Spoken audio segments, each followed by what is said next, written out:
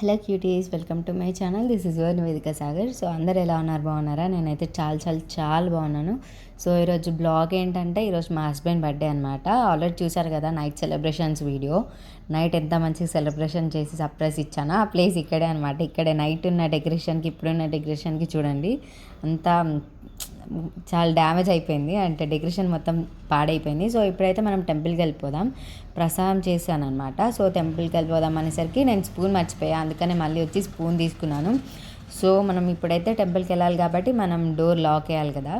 So video తీస్తూ door lock వేయడం కష్టమే. మా వారిని లాక్ వేయని చెప్పేలోపే మా వారు వెళ్ళిపోయారనమాట కిందకి. ఇంకా తప్పదు, వేసుకోవాలి కాబట్టి ఇంకా మళ్ళీ నేనే వేసేసుకున్నాను. సో ఈ టెంపుల్ మియాపూర్లో చాలా ఫేమస్ అనమాట. మియాపూర్ నుండి ఇంకా ఎవరికైనా ఈ టెంపుల్ గురించి తెలియని వాళ్ళు ఉంటే నాకు కామెంట్ సెక్షన్లో కామెంట్ చేయండి. మియాపూర్లో ఉంటే ఖచ్చితంగా ఈ టెంపుల్ విజిట్ అవ్వండి, చాలా బాగుంటుంది టెంపుల్. నాకైతే చాలా పీస్ఫుల్గా అనిపిస్తుంది.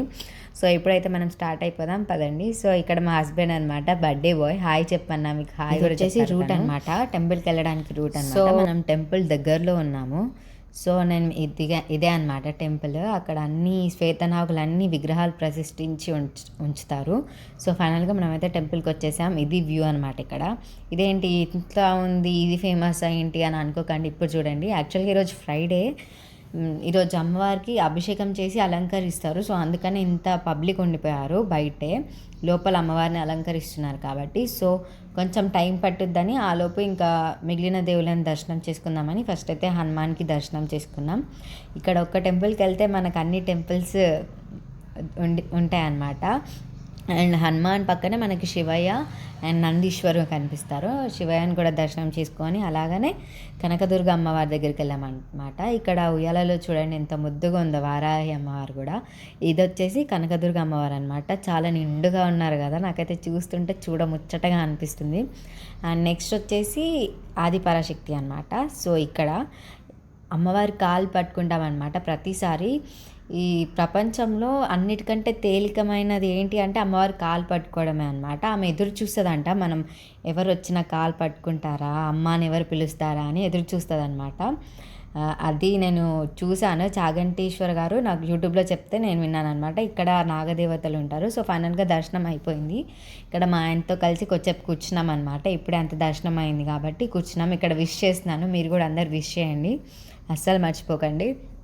టెంపుల్కి వచ్చినా కూడా ఫోనే అండి, ఒక్క ఫోన్ సరిపోదు అన్నట్టు 2 ఫోన్లు పట్టుకొని ఫోన్ చూస్తున్నాడు. ఇక్కడ పక్కన చెట్టు అంత మంచి కనిపించినా కూడా పట్టించుకోవట్లేదు.